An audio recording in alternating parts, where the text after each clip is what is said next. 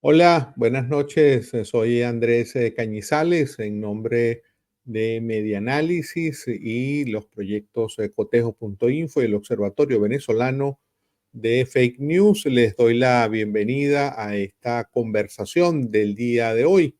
Vamos a comenzar con esta conversación, con este encuentro, con este evento en línea.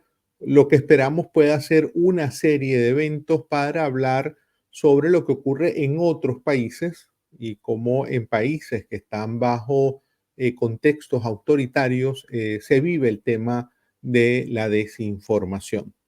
En el día de hoy me da mucho gusto darle la bienvenida y saludar a María Laza, nuestra invitada del día de hoy. Buenas noches, María. ¿Qué tal?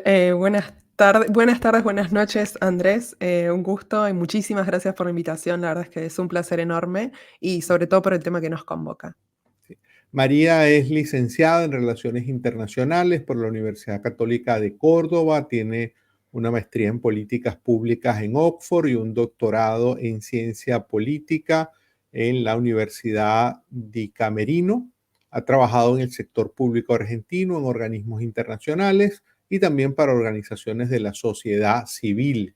Ha tenido varias posiciones como profesora, investigadora visitante tanto en Estados Unidos como en Europa, y también ha gozado de becas en Italia, la Fundación Carolina, la Comisión Fulbright, Erasmus y Chevening.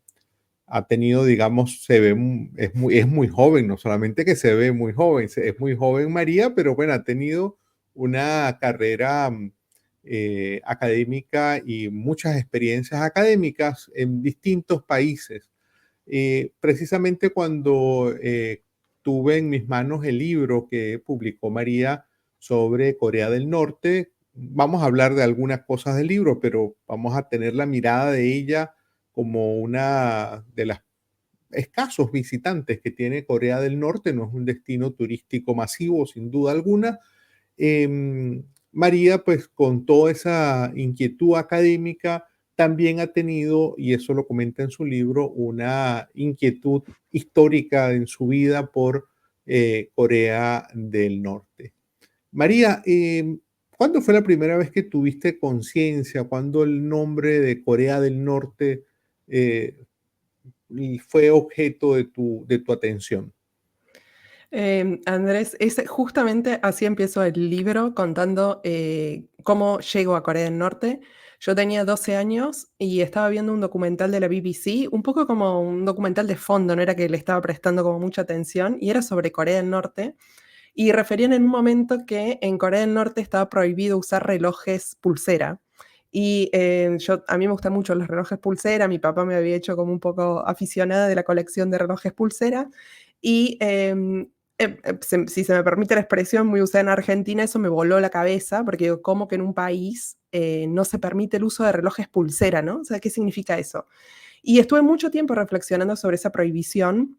Si querés, podemos reflexionar sobre qué tiene que ver. No Ujú, es bastante lineal, o sea, no intuitivamente uno entiende por qué se prohíbe el uso de relojes pulsera, pero tiene que ver obviamente con la matriz totalitaria del país, ¿no? Entonces, así ujú. fue como mi primera aproximación a Corea del Norte, a los 12 años. Así que ya tengo 38, gracias por lo de que soy joven, pero ya son sí, más de 20 años dedicados al estudio del país.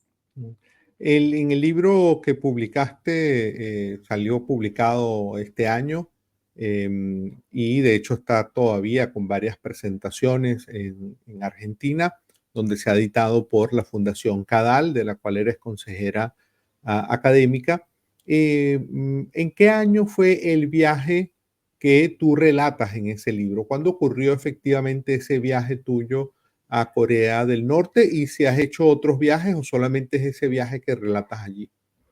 Bien, mi viaje a Corea del Norte es en el año 2018, que fue poco tiempo antes de la pandemia, que ya después se cerraron las fronteras definitivamente. Hasta el año 2020 entraban aproximadamente 4.000 occidentales al año a Corea del Norte.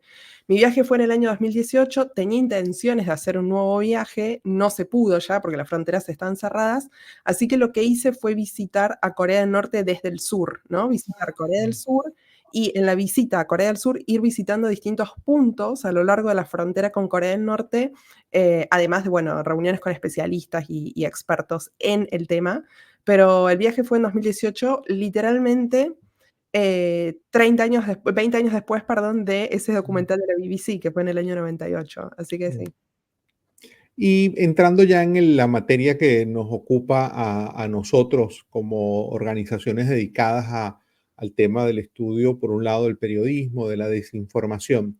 em, Tu primera impresión siendo una persona argentina, pero ya en ese 2018 bueno, habiendo recorrido un montón de países, como lo dijimos al inicio, además siendo una estudiosa, académica, una persona que ha estado, digamos, estudiando los fenómenos políticos.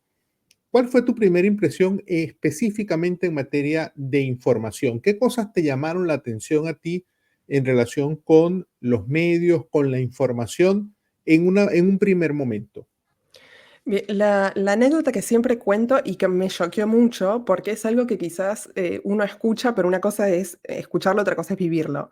Cuando nos subimos al avión, nos repartieron un ejemplar de un diario y un ejemplar de una revista. El diario es el Rongdong Sinmun, que es el diario del Partido de los Trabajadores, y la revista se llamaba Democratic People's Republic of Korea, que significa República Democrática Popular de Corea, que es el nombre, digamos, oficial del país.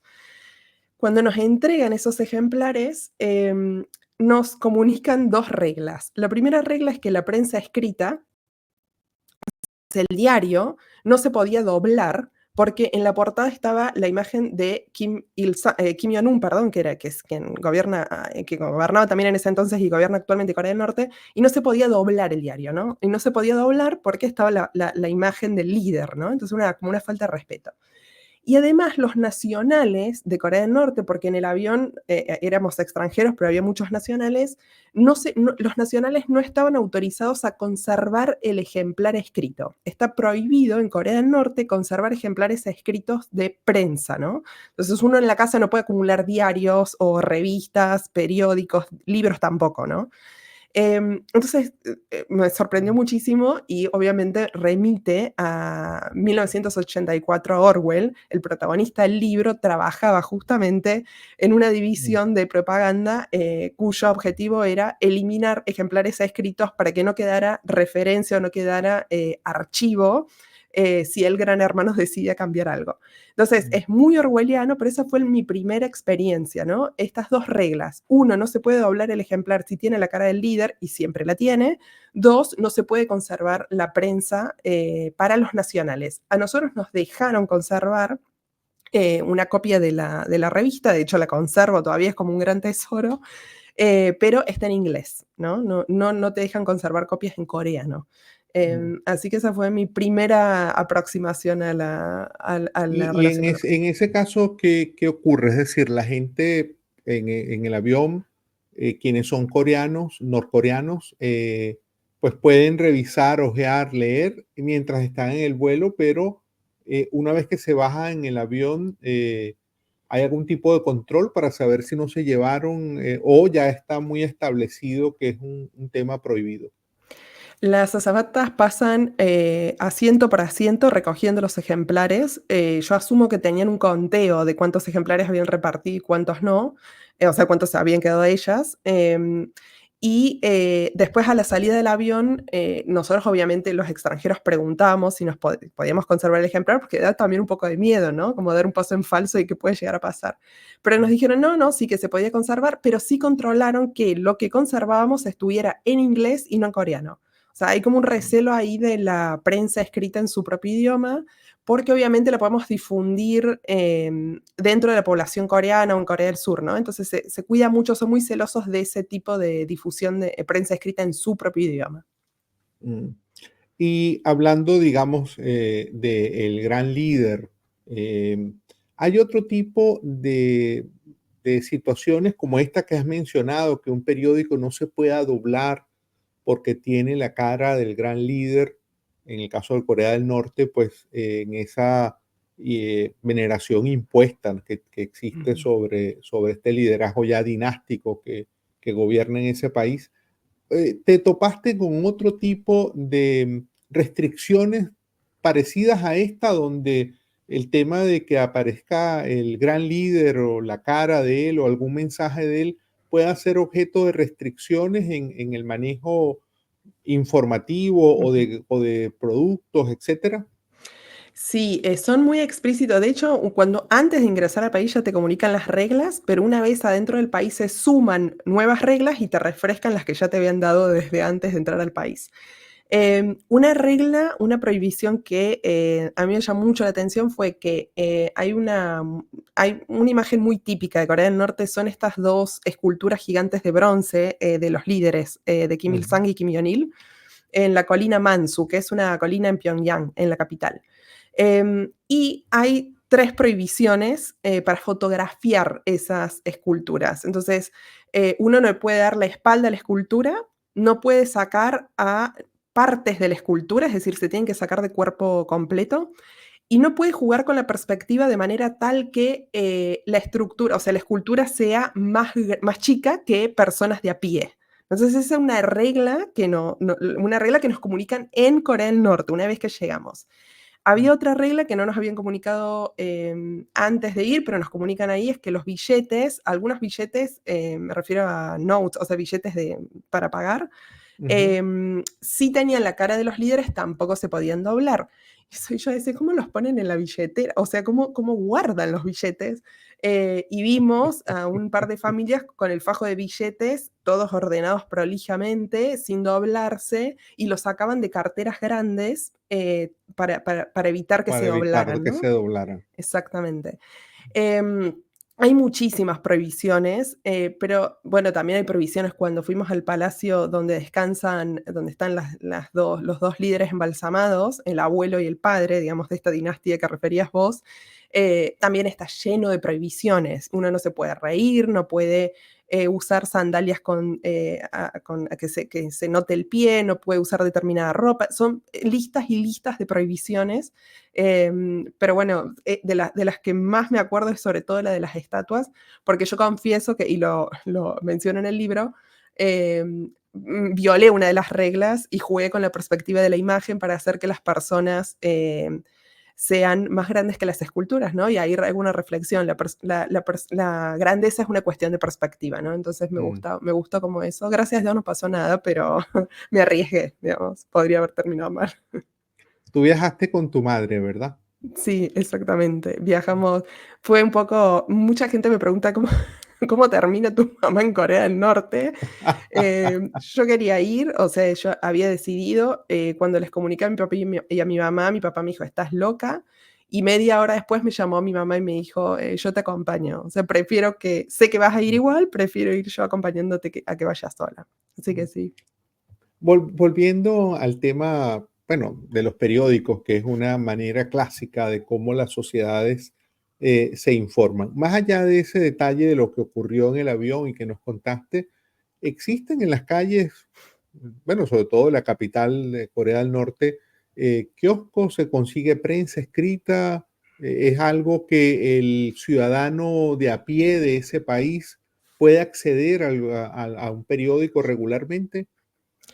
No, la prensa no se consigue en ningún lado, solamente en las estaciones de metro hay transparentes, o sea, como carteleras con las copias del periódico y ahí se puede leer, pero fuera de eso no se puede comprar en ningún lado, pero literalmente en ningún lado. Hay lugares como pequeños kiosquitos en Pyongyang que hasta hace poco estaban prohibidos porque eran iniciativa privada, ¿no? Y es un estado fuertemente socialista. Entonces, ahí a lo máximo que se puede conseguir son como snacks o ese tipo de Ujú. compras así, pero prensa no se consigue en ningún lado. Entonces, el único lugar donde se puede leer es en estos transparentes. Entonces uno ve, es muy fuerte la imagen, ver a la gente en la estación de metro como a muy corta distancia leyendo el periódico, que se renueva todos los días. Pero la gran pregunta es cómo leen en el interior, donde no hay metro, básicamente en el interior Mm, de Corea del Norte es un misterio. No, mm. no sabría decirlo ahí porque no pude viajar al interior.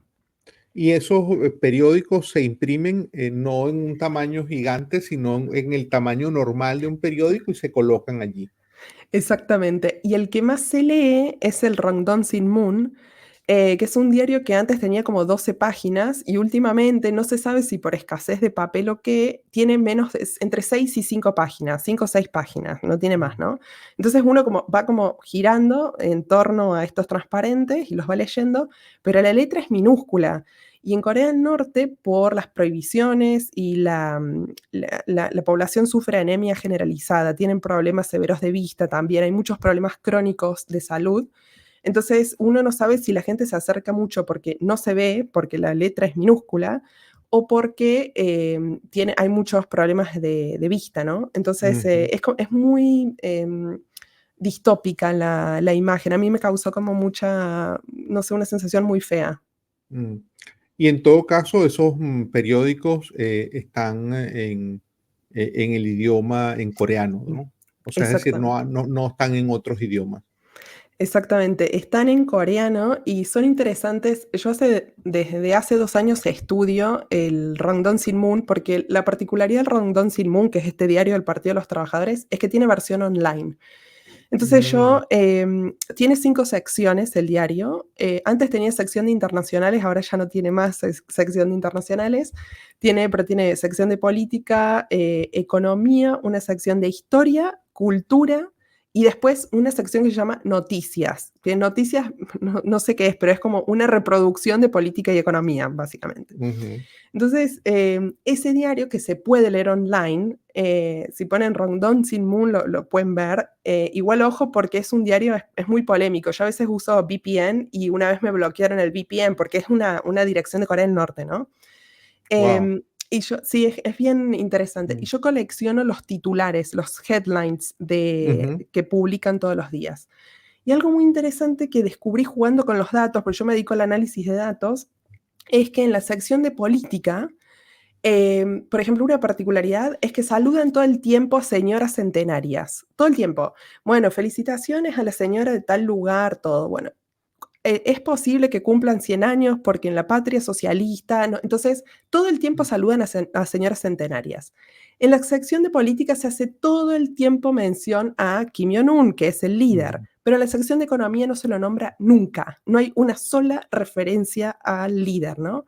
Entonces, mi hipótesis es que es un intento de alejarlo, o sea, hacer un detachment de los problemas económicos, económico. Ujú, exactamente, y ligarlo como a la gloria política y a la gloria social del pueblo, pero es muy interesante. Entonces, la sección económica es como un poco aburrida la sección económica porque es, bueno, recolecta, hace 2 o 3 días, estaban festejando que habían recolectado arándanos. Entonces, ese tipo de noticias, ¿no? ujú, Pero es muy interesante leer el diario qué cubren y cómo lo cubren, ¿no? Pero el mm. de las señoras centenarias a mí me impresiona mucho, me parece un buen ejemplo para comentar de qué tipo de cosas cubren. Y es impensable allí que circule prensa internacional. Ah, O no, sea, es eso sí. decir, de ninguna manera, ni siquiera para diplomáticos o para turistas en los hoteles, no hay prensa internacional. No, lo único que se me ocurre, a ver, de prensa escrita no, eso Ajá. desde ya no. En la televisión, todas las habitaciones tenían televisión, un televisor como muy viejo, muy precario.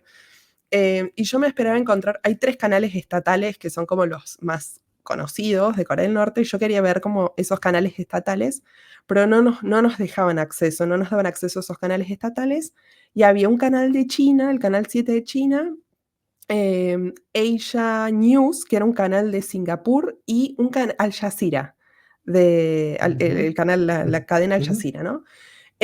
Y eso y me sorprendió, dije: "Ay, qué curioso", o sea, como esos 3 canales. de noticias internacionales, pero solo para extranjeros. En el Ujú, resto de las casas consumen los canales locales, que también son 3. Entonces, ujú, bueno, por ahí, y son también muy aburridos, o sea, como pasan todo el tiempo noticias del líder, si el líder inauguró tal cosa, el himno lo pasan todo el tiempo, y pasan también mucho canciones patrióticas del país, ¿no? Que también ujú, sirven, son con proclamas revolucionarias, también sirven para hacer brainwashing, porque la realidad también ujú, es esa, ¿no? mm. Y hablando ahora de estos canales que has mencionado, ¿cómo pudiste verlos si en el hotel solamente se veían los canales extranjeros? ¿Cómo, si has podido además, así como en el caso de Ujú. la prensa, donde tienes ya una cierta rutina de revisar el periódico, aún no estando obviamente fuera de Corea del Norte, en el caso de la televisión, ¿has podido hacerle seguimiento a esos canales? A ver, dentro del país, lo poco que pude ver era cuando íbamos a restaurantes o a lugares públicos, siempre tienen o un televisor de fondo o una radio de fondo, todo el tiempo con proclamas políticas, entonces ahí lo pude ver. Y si no, hay en YouTube, en una época, ahora ya lo han prohibido un poco, pero había un ciudadano de Estados Unidos, también un poco un loco, pues yo digo que la gente que nos dedicamos a Corea del Norte un poco locos estamos, y él hacía coberturas, no sé cómo, pero con un satélite, captaba la señal y transmitía por YouTube, por su canal de YouTube, lo que pasaban en Corea del Norte. Entonces, yo cada tanto me metía ahí, veía la tele de Corea del Norte, pero genuinamente es muy aburrida. Es decir, no es como mucha propaganda política, dibujos animados a veces a la mañana para los niños y las niñas, y después es mucha propaganda política, después canciones, mucha canción revolucionaria. Entonces es como, la prensa es más divertida en la medida en la que se puede almacenar y también hacer estudios, ¿no? O sea, tengo evidencia y puedo hacer estudios. Pero sí, es bien interesante. Y otras expresiones, digamos, culturales. Existen salas de cine, salas de teatro, Ujú. esa población que está no solamente carente de información, puede, digamos, asistir a algún espacio público a recrearse, o está confinado a su vivienda, a esos 3 canales de televisión que ya nos has dicho que son aburridísimos y que buscan precisamente remarcar el adoctrinamiento, ¿no? Ujú. Sí, esta palabra me parece clave que referís a Andrés, porque tenemos que pensar que absolutamente todo el esquema de Corea del Norte está pensado para adoctrinar. Y el cine, en sus fases tempranas de desarrollo estatal de Corea del Norte pensemos que se funda en 1948, y la industria cinematográfica se desarrolla muy poco tiempo después con el fin revolucionario de adoctrinar al pueblo de Corea del Norte. Entonces, todas las películas que se han producido en Corea del Norte tienen contenido revolucionario. Generalmente la historia es siempre la misma, es como un héroe o una heroína de Corea del Norte que tiene que luchar contra el imperialismo japonés o el imperialismo de Estados Unidos y eventualmente libera al pueblo, bueno, lucha, qué sé yo, y libera al pueblo y en honor al amado líder.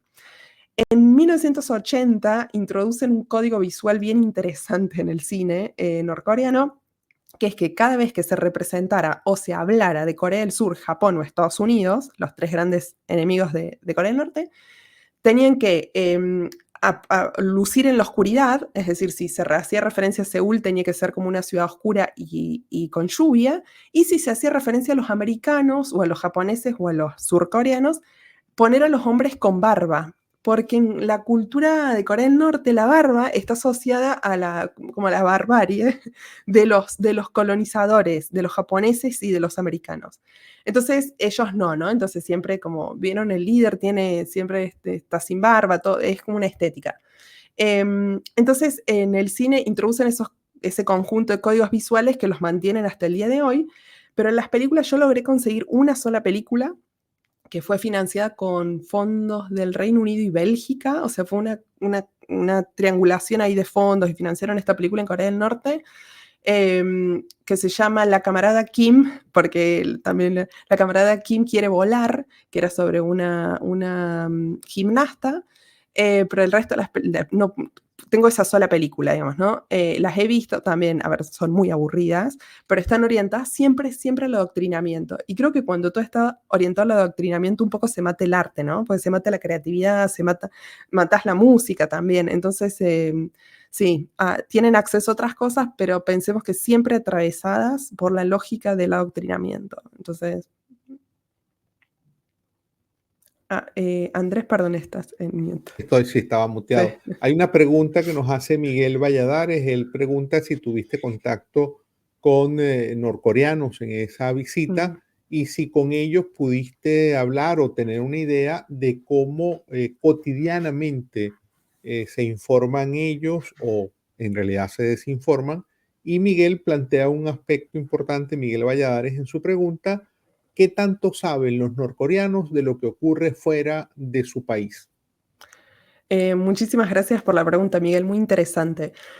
Mira, cuando nosotros entramos, básicamente tenemos contacto con dos norcoreanos todo el tiempo, que son el señor Kang y la señorita Cho, que son estas dos personas que nos asigna el gobierno de Corea del Norte para que nos siguieran en todo el tour.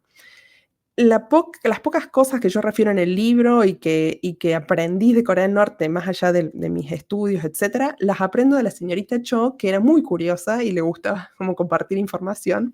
Entonces aprendí varias cosas de la señorita Cho y también del señor Kang, ¿no? Era interesante hablar con ambos.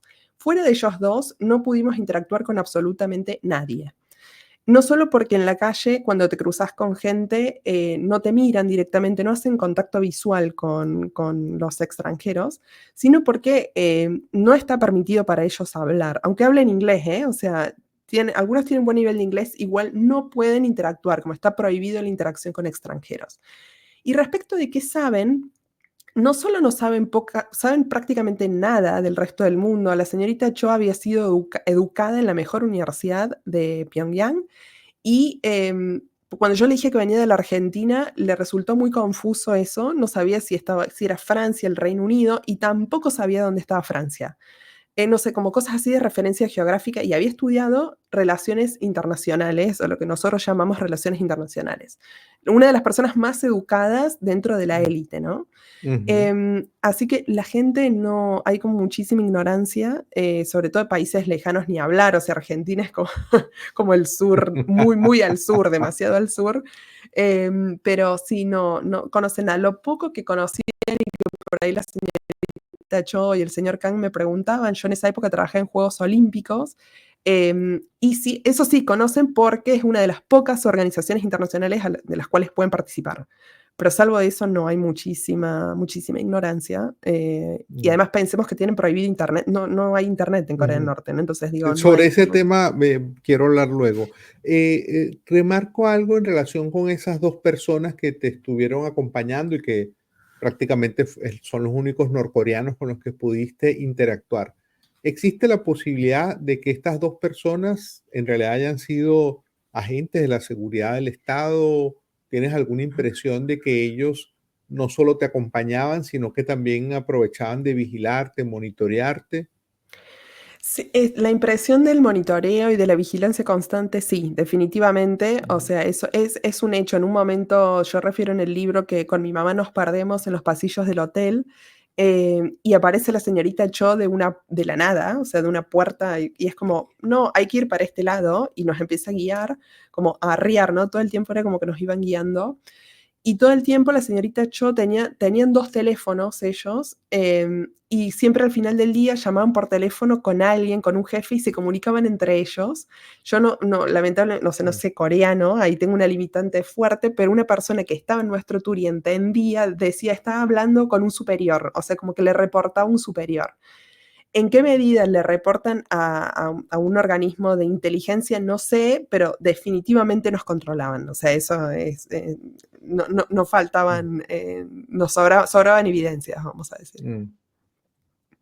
Hay por acá una pregunta que nos hace Eddie Pérez, y eso a propósito de que hoy en el mundo, en América Latina, es un fenómeno el consumo de las telenovelas surcoreanas. Pregunta Eddie Pérez, que suponemos que es fanática de esas telenovelas. ¿Hay alguna manera de consumir, de ver telenovelas de Corea del Sur en Corea del Norte? Eddie, es buenísima tu pregunta porque ha sido una de las principales causas de defección, o sea, de defección no me gusta la palabra, pero de gente que escapó de Corea del Norte. En la década Mm, de los 90 hubo una gran hambruna en Corea del Norte y la mayoría de la gente escapaba por hambre. Literalmente escapaban a China buscando comida o porque olían de los mercados chinos que venía olor a carne, entonces escapaban por eso. Pero a partir del año 2001-2002 se sabe que empiezan a llegar a Corea del Norte, sobre todo por la acción de una ONG que enviaba en globos pendrives con series surcoreanas. Y se wow. sabe que empiezan a filtrarse estas series en los mercados ilegales que habían proliferado como consecuencia del colapso del Estado, como medio de la economía Ujú, centralizada del Estado. En esos mercados se comercializaban series. Y sabemos que escapó mucha gente porque querían ver cómo era el sur, porque de repente en el sur veían estas series y veían como un país próspero, veían que la gente comía, que se vestían bien, que tenían autos y que no eran las personas malas que en el norte les decían que eran. mm, Ese drenaje de series ujú, sabemos que se terminó muy probablemente ahora, o sea, después de la pandemia, y porque se han reforzado leyes, se han aprobado hace un par de meses unas leyes en Corea del Norte que penan con muerte capital, wow. con pena capital, el consumo de esas series, que era algo que no estaba prohibido. Y la pena capital, la muerte, la condena a muerte era algo que en los 90 se refería, pero como que no era muy, últimamente no se hablaba de eso en Corea del Norte. Así que sabemos que ahora está muy penado, con lo cual no sé si los adolescentes se atreverán a seguir consumiendo eso. Pero Mm, sabemos que hubo una época en la que sí, se permeaba y consumían y bueno, yo soy muy fanática, no soy fanática de tanto los K-dramas, pero sí de uno que es Aterrizaje en tu corazón, creo que se llama, que refleja la interacción entre un norcoreano y una surcoreana, ¿no? Es bien, bien mm. interesante. Pero sí. Mm. Hablando del tema del Internet que esbozaste ahora, diciendo que pues los norcoreanos no están conectados a Internet. ¿No existe Internet o hay una suerte de intranet como funciona en algunos otros regímenes totalitarios donde hay una conectividad, pero es una conectividad, digamos, endógena, sin posibilidades de conectarse con el mundo? Exactamente, Andrés. Tienen una intranet que tampoco no hay muchos terminales autorizados para acceder a esa intranet. Uno puede acceder a la intranet desde, por ejemplo, la biblioteca del pueblo o desde algunos lugares así como muy puntuales, pero no es que desde un celular se pueda acceder a la intranet. O sea, no, eso está prohibido. Eh, la intranet funciona sobre todo en las ciudades principales, Pyongyang obviamente como ciudad principal, y después sí todos los norcoreanos tienen celulares, pero para comunicarse entre ellos y tampoco hay tantos, o sea, se calcula que hay 25 millones de habitantes en Corea del Norte y se calcula que hay unos 3 millones de celulares, con lo cual, digamos, no todas Mm, las personas tienen acceso a comunicación. Cuando nosotros fuimos, queríamos mandar un mail se puede mandar desde un solo hotel y un mail costaba en aquel entonces el equivalente a $5. Entonces, nuestro wow. guía, sí, un mail $5 y nuestro guía nos prestó su celular para mandar un mail, pero nosotros después escuché que en 2019 uno podía comprarse una SIM card, pero nunca para acceder a internet, siempre Mm, para llamadas. Ujú. mm. Y en esa, cuando fuiste, tenías que dejar tu teléfono, eso creo que lo he leído. Es decir, no podías viajar con un celular tuyo comprado en otro lugar. Tenías que dejarlo, tenías que ir sin ningún tipo de computadora, teléfono, móvil, etcétera, o si era posible llevar esos equipos.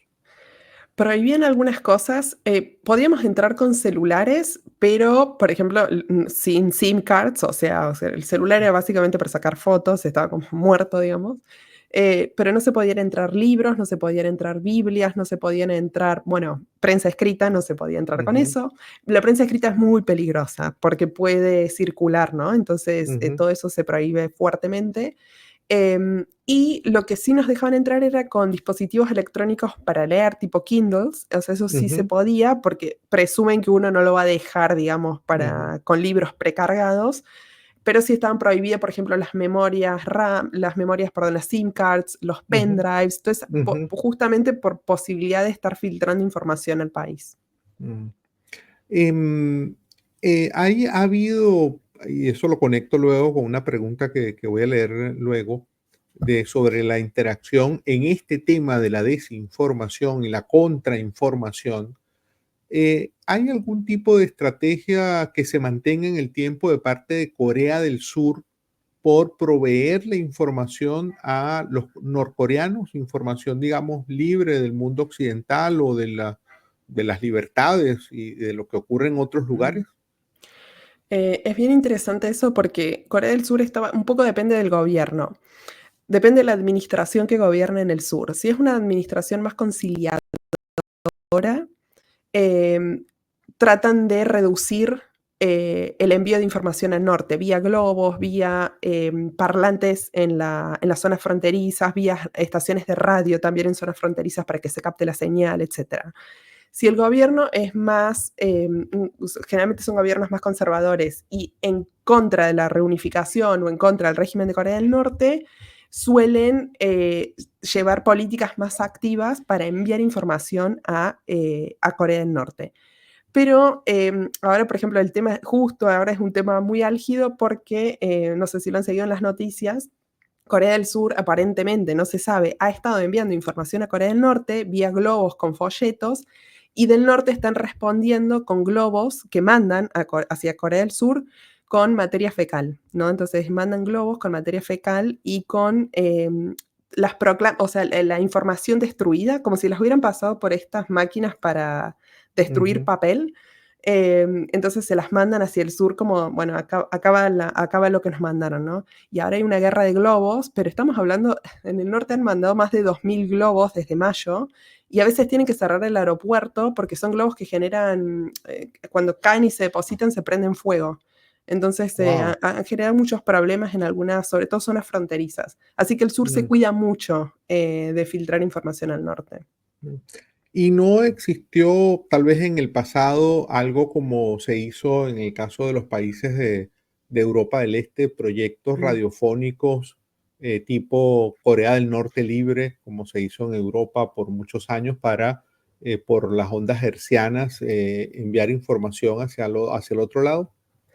Hay un libro de Barbara Demick que yo siempre lo recomiendo leer porque para mí es uno de los mejores que se ha escrito sobre Corea del Norte, que se llama Querido Líder, el libro. Y cuenta la historia de un ingeniero de Pyongyang que él se dedicaba, todas las radios que se venden en Corea del Norte tienen los dials seteados, no se pueden modificar, entonces solo se escuchan ondas cortas de Corea del Norte.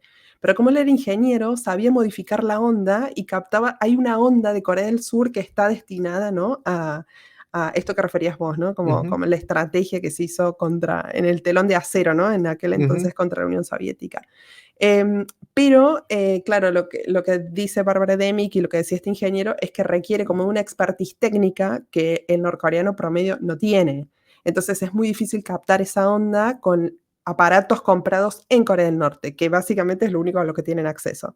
Había mm, alguna esperanza de que si los aparatos venían de China, por ahí vinieran como con esta posibilidad de conectarse con estas radioemisoras del sur, pero hasta ujú, ahora no hay evidencia de eso. O sea que muy mm, probablemente sigue el control como seguía hasta ahora. mm.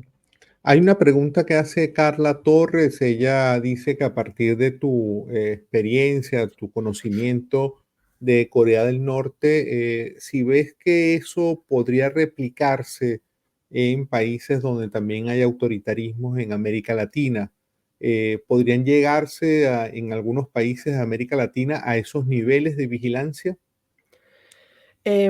Claudia hizo esa Aquí es tu lectura, digamos, que es una pregunta sí, que hace Carla Torres. Carla, gracias, Andrés. Ujú, Es muy interesante la pregunta de Carla y ya han hecho en otra ocasión, creo, sobre todo compañeros o compañeras de Venezuela, porque bueno, ujú. entendemos por qué lo hacen, también de Cuba y Nicaragua.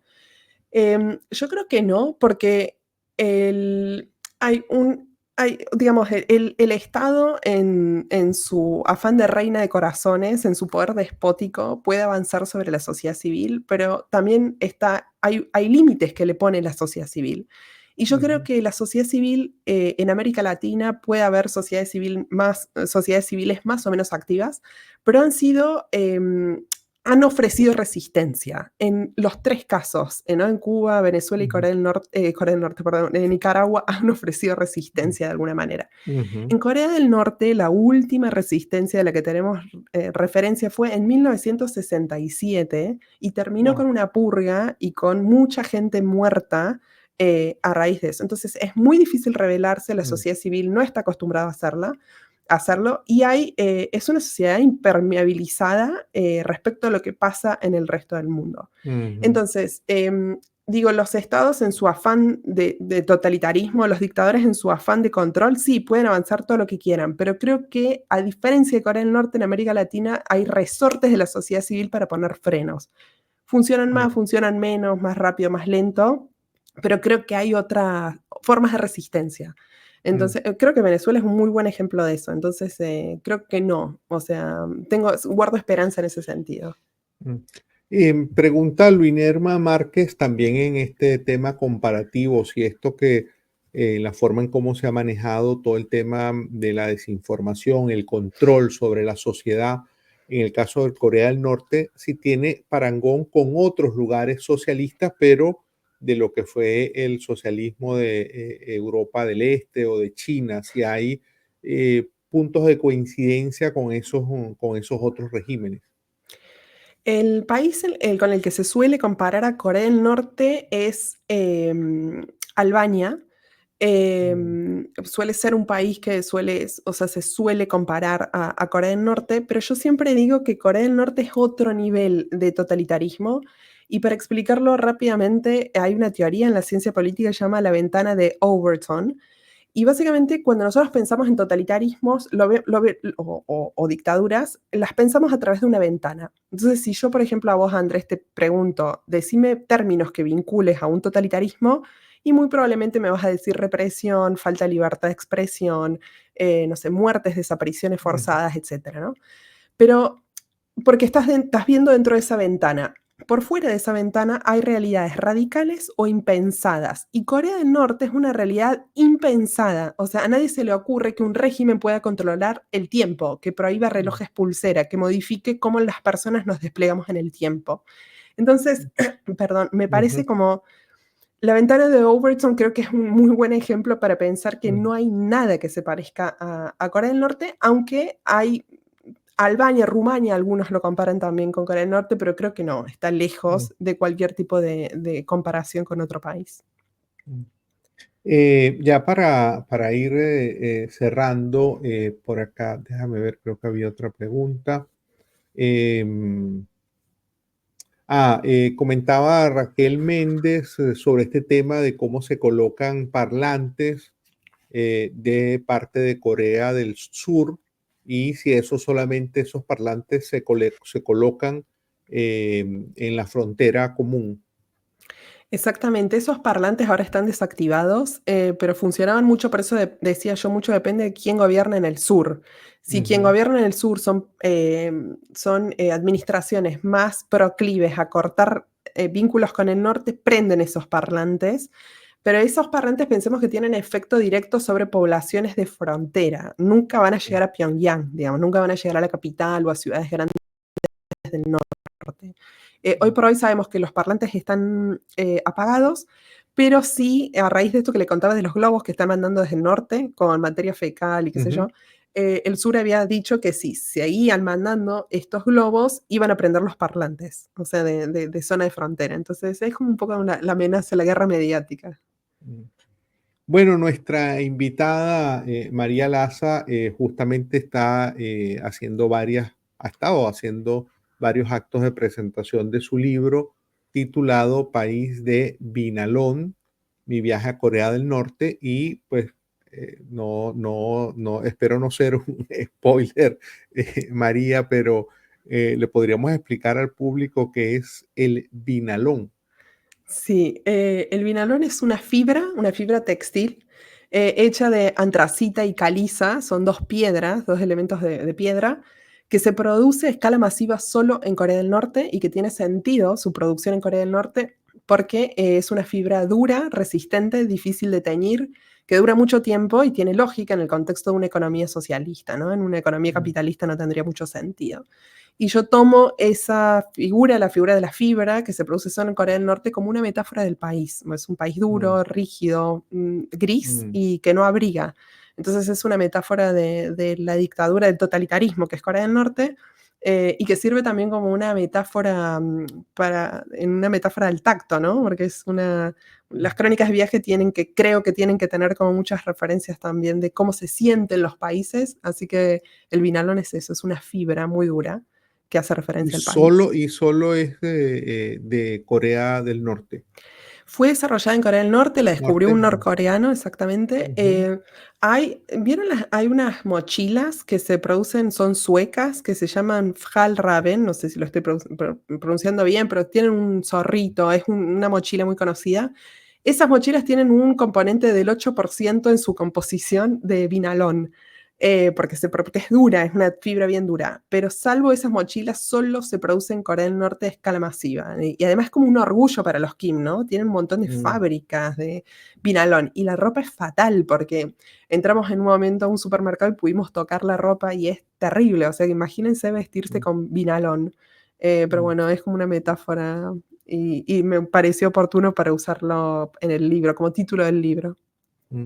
Bueno, María, te felicitamos por ese libro, por Ay, contarle al público, bueno, no solo argentino, latinoamericano, y que precisamente Cadal, la Fundación Cadal está ayudando también a difundir lo que implica, digamos, esta realidad tan particular, tan única de Corea del Norte, poder entender con los ojos que tenemos nosotros y con otros códigos, tratar de entender lo que ha ocurrido y lo que sigue ocurriendo allí en términos de sometimiento de una sociedad y en el caso nuestro, pues interesados y gracias, te agradecemos por haber conversado sobre el papel que tiene la desinformación, el control de la información dentro de ese modelo autoritario. Te agradecemos mucho, María, por esta conversación. A ustedes, Andrés, por el espacio, por difundir, por ayudarme también a difundir un tema que no está muy difundido. Y simplemente para cerrar, invitar a todos y a todas a que entren a cadal.org, que es la página Ujú. web, en la sección libros. Pueden acceder gratuitamente a descargar el libro y nos ayudan también a la difusión de la causa. Ahora mismo lo vamos a colocar vamos a colocar el link tanto en la cuenta en X de @cotejo.info como en la cuenta de @observatoriofn, que son las cuentas en X de nuestros dos proyectos, para dar a conocer y pues invitar a que ese libro se pueda descargar. He empezado a leerlo y puedo decir que realmente es una delicia de libro, se lee, bueno, como lo que es también una crónica de viaje con la mirada de alguien que conoce mucho sobre Corea del Norte, pero que es su primer viaje a ese país. Muchísimas gracias, María. Gracias, Andrés. Un abrazo. Bueno, les invitamos a que estén atentos a nuestras redes sociales. Les estaremos avisando, como habíamos comentado al principio, pretendemos hacer un breve ciclo donde vamos a estar conversando sobre cómo el control de la información o directamente la desinformación tienen presencia en gobiernos autoritarios en distintos contextos del planeta, del mundo. Hasta una próxima oportunidad. Muy buenas noches.